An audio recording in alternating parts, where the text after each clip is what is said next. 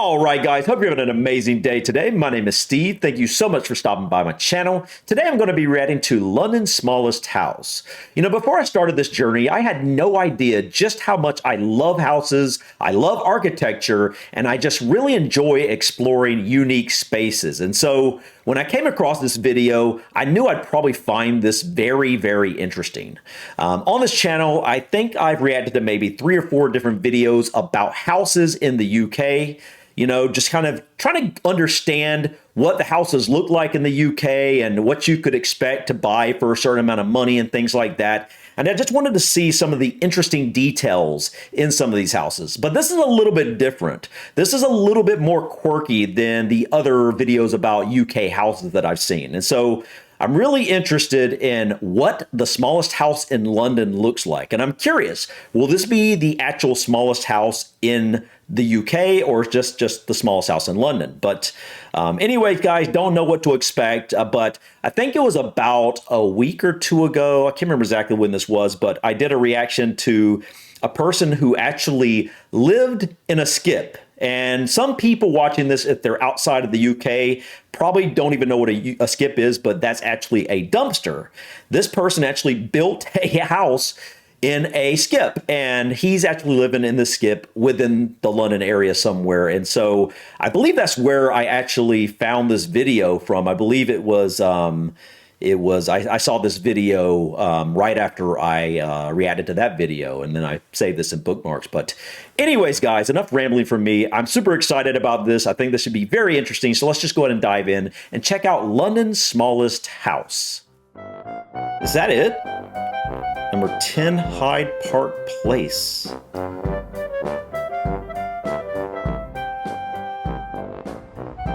Oh, I love the look of a neighborhood like this, like an alleyway like this. Thanks for stopping by. So beautiful, so quaint. From quaint Georgian terraces to brutalist tower blocks, homes in London come in all shapes and sizes, some of which are very quirky indeed. Some are very old. This bizarre structure, for example, which is located near Burgess Park in Walworth, is known as the Still House. As you can see, it's built in and around a railway viaduct. Oh, wow. Not too far away, in Kennington, stands this 10-storey tall dwelling, which was converted from an old water tower, Wait. The original purpose of which was to serve the former Lambeth workhouse. I wonder what the unfortunate souls who were inmates here all those years How many people ago live there? Such lofty luxury. I'm sure there's got to be apartments. Over on South flats. Terrace in Kensington, meanwhile, you'll find this impossibly thin-looking block That's of hard to flats, say. which were designed this way to help them slot alongside the tracks of the District and Circle lines. Wow. So in other words, London has some very unique properties.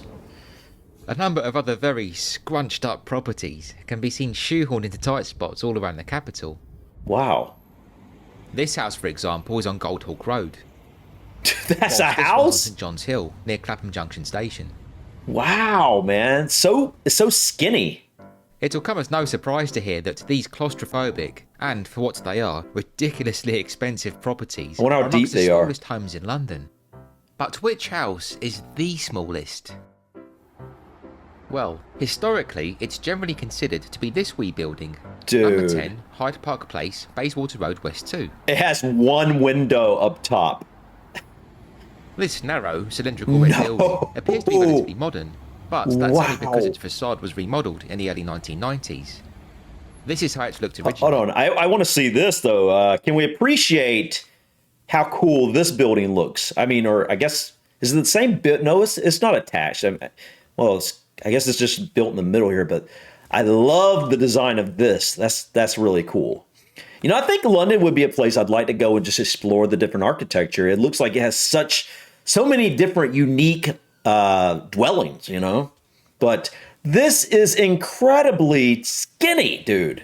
I mean, it's just slightly wider than the door. Wow. The 1990s. This is how it's looked originally.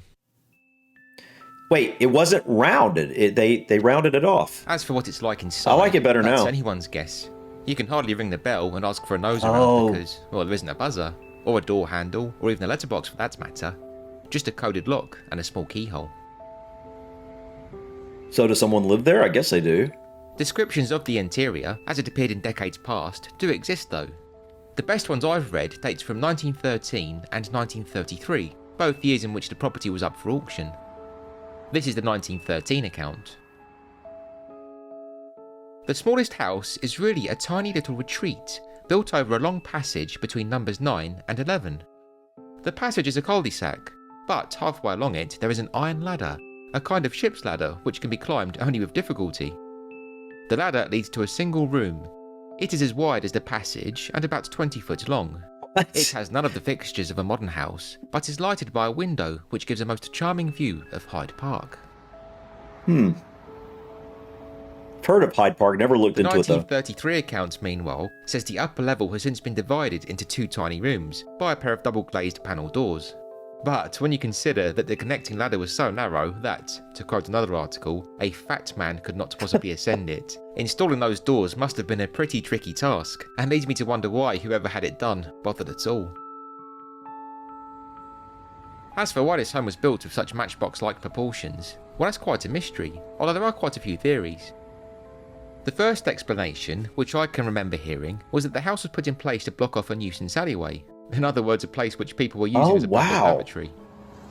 That's what it looks like it actually probably was. I mean, obviously this was an alleyway before they built this here. Looks like it would have been an interesting house to actually build in this tight little spot too. And, knowing how expensive London real estate is, I'm really curious how much the smallest house in London would go for. And also, how does he know that it's the smallest house in London? Is this just on record as, hey, this is the smallest house in London?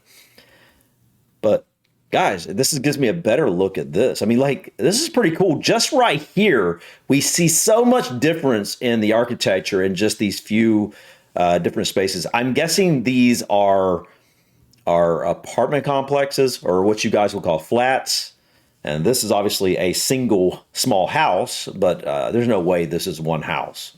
If so, that's an incredibly huge house. So, so beautiful, man. It's really, really interesting architecture. Even this over here is really cool. This looks like this is probably a cool building as well.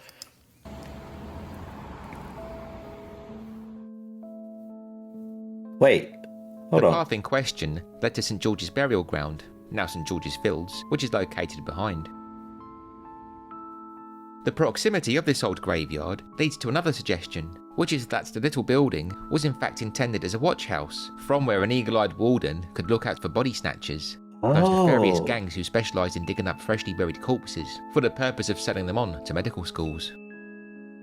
This theory does have some credence, as such guardhouses did exist in London. That makes sense. Most notably this one on Giltspur Street, just across from the Old Bailey, which would have been used at one time to deter body snatchers from targeting the graveyard of St Sepulchre without Newgate. This building, by the way, is an early 1960s replica, the original having been destroyed during the Blitz. Back in Bayswater, some people believe the little house was built in around 1805, which ties in with the watch house theory, as that period was indeed at the height of the body snatching So craze. they aren't exactly sure when it was built. They have ideas, but they don't know for sure. Also plausible is the assumption that the home was built by a Miss Jubb, who lived at number 9 as a residence for her maid, and as she blessed the annex with a door number, it became a house in its own right. If this is the case, then it's possible, as suggested in some accounts, that the wee home in fact dates from the late 1860s, the same decade in which the section of Bayswater Road called Hyde Park Place came into being. It's a nice road front. Before that, it had been known as St George's Terrace. There are 2 more theories about the little building, which, to be frank, sound a lot more silly. The first of these reckons the house was built by a Scrooge-like miser who'd inherited a fortune, but, as is often the case with such tales, had to abide by one unusual condition if he wanted to collect the money. The clause in this case being that he had to use part of the cash to build a property in London. Naturally, being so tight-fisted, the penny pincher kept his end of the bargain and had the last laugh of course. I don't know, man. I don't house think was that's made as probably small as accurate. possible. I think that's just yeah, I don't think that's The final accurate. claim is that an old fellow lived here long before anyone else, and was quite content with his cosy little cottage. So much so that when larger properties began to muscle in, he refused to budge, and that's how the dinky little building ended up being squeezed in between. That sounds like the plot for the classic Pixar film Up, doesn't it? Oh, yeah, I saw that. Whichever way it came into being, the tiny house was a well-known oddity by the early 20th century. In the summer of 1904, for example, one newspaper noted how drivers of the city's newfangled motor buses enjoyed pointing out the curiosity to their passengers. The same piece also mentioned that the building was apparently uninhabitable, despite having one of the finest positions in London. At around the same time, a legend developed amongst local children that the dwelling was occupied by a little gnome-like man who had a smiling red face and a long white beard.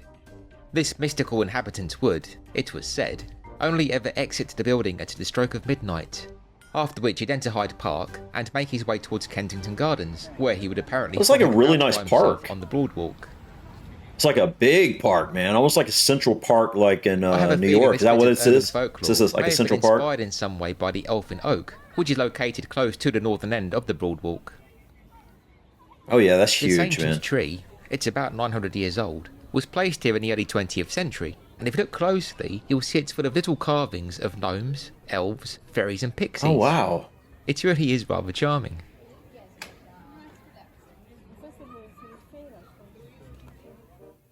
London's smallest home also inspired the so-called Little House, which appears in J.M. Barrie's 1902 novel, The Little White Bird.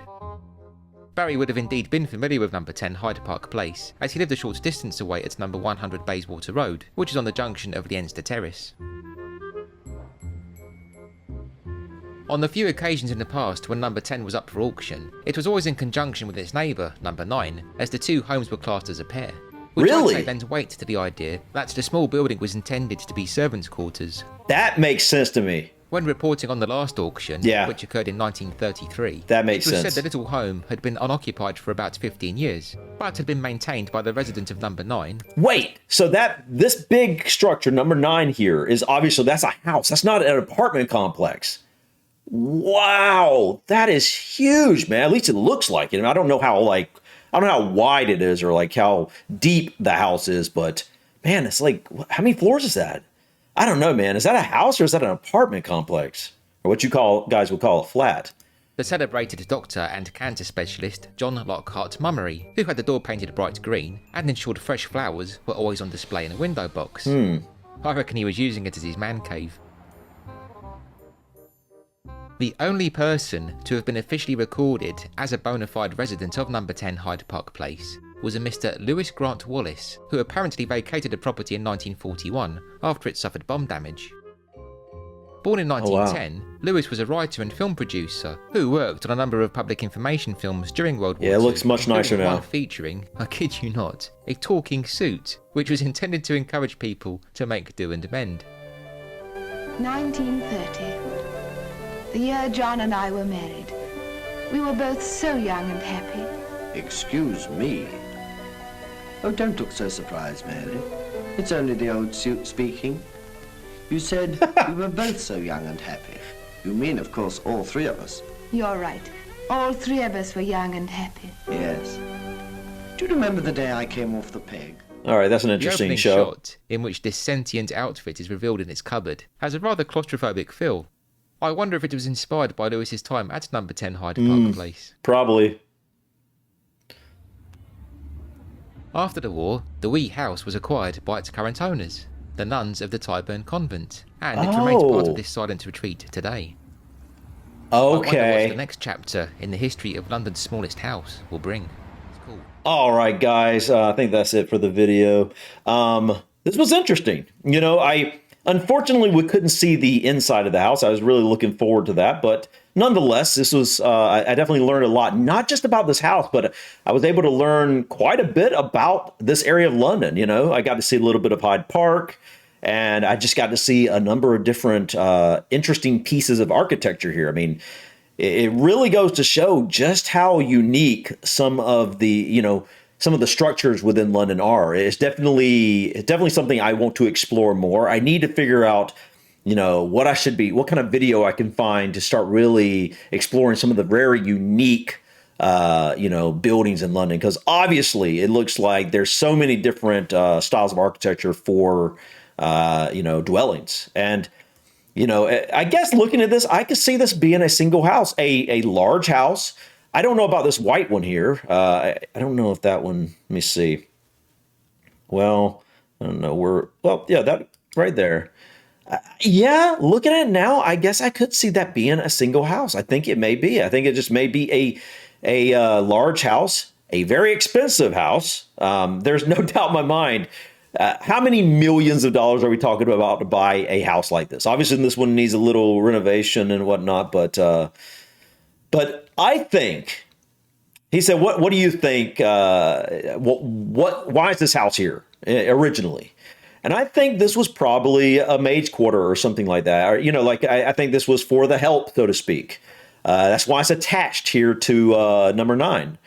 And I think that, I think that's what happened. And at some point, maybe either the help moved into the actual big house, or maybe they didn't need help anymore, whoever lived here.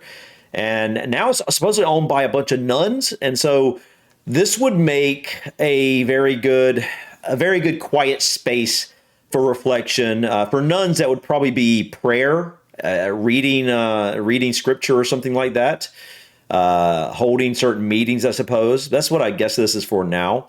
But very interesting. So it's like, I don't think there's windows on the other side. I think the only window is here. I'd love to see the inside of it. So if anyone somehow has found images of the inside of this house, please let me know. I'd love to check that out. But this looks like a really cool street. Looks like a really cool street front. And you got the beautiful park across the street, which does remind me. This is something I've had on my list for quite a while now and never done it. I want to explore some of the big parks that you guys have in London. Not just in London, but, all over the UK. I love parks, but Hyde Park here kind of it's kind of like it looks like the equivalent of for lack of a better word, a Central Park, kind of like New York City has. I don't know if this is as big as that, but it looks huge, and it looks kind of like it's just one of those types of parks within London that it's a central meeting area, central place for recreation and stuff. Let me know, guys. Is Hyde Park, is that a good park to start with if I want to explore parks? In other words, is that one of the main parks within London to explore? But overall, guys, I thought this was interesting. Learned a lot more, like I said, than just about this house. But definitely makes me think, and I'm just very curious what this house was for. I think it was probably the help, though. But yeah, guys, thank you so much for stopping by. Please click that like button. Feel free to drop your comments, suggestions about this video or others. And I'd love it, guys, if you could, kind of point me in a direction of if I want to explore architecture, like, interesting houses within London, interesting buildings within London, or any other areas within the UK. Please feel free to share them in the comments. And also let me know about Hyde Park, guys. Is that a park I should look into first before I explore any other parks, or should I go and explore some other parks first? But overall, guys, thought this was really cool. Thank you so much for stopping by. Until next time, peace.